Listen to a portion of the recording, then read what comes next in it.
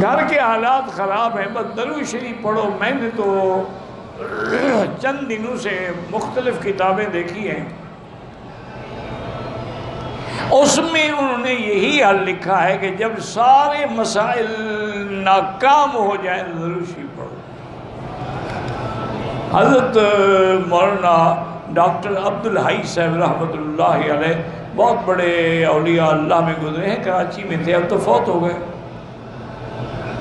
میرا خیال ہے کہ حضرت مولانا تقی عثمانی صاحب بھی ان سے بیعت تھے اور ان کے شاید خلیفہ بھی ہوں۔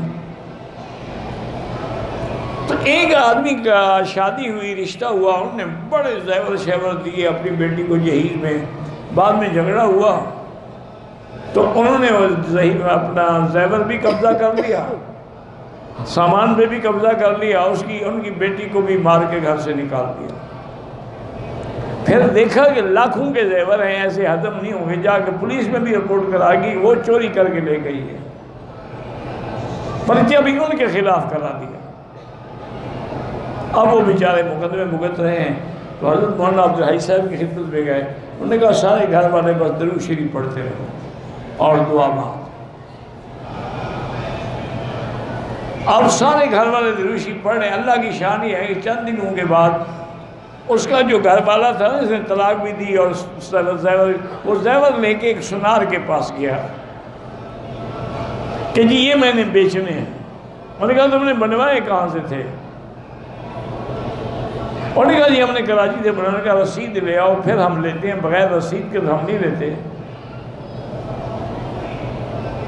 انہوں نے کہا جی رسید تو تھی لیکن اب پتہ نہیں وہ ملتی ہے یا نہیں ملتی۔ وہ سمجھ گئے، انہوں نے اپنے لڑکے کو اشارہ کیا، وہ جا کے پولیس کو لے آیا، پولیس نے پکڑا، 2 لتر لگے، اس نے کہا یہ تو میری بیوی کے زیور ہیں، ہم نے خود چھپائے، خود جھوٹا پرچہ کرایا۔ تو اللہ کی رحمت سے وہ سارے کے سارے زیور بھی مل گئے، مقدمہ بھی ختم ہو گیا، وہ خود بھی جیل چلے گئے۔ تو درود کی برکت سے بڑی مشکل جو ہے وہ حل ہو جاتی ہے، شرط یہ ہے یقین ہو۔ من مكة حبيبي نور سطع المدينة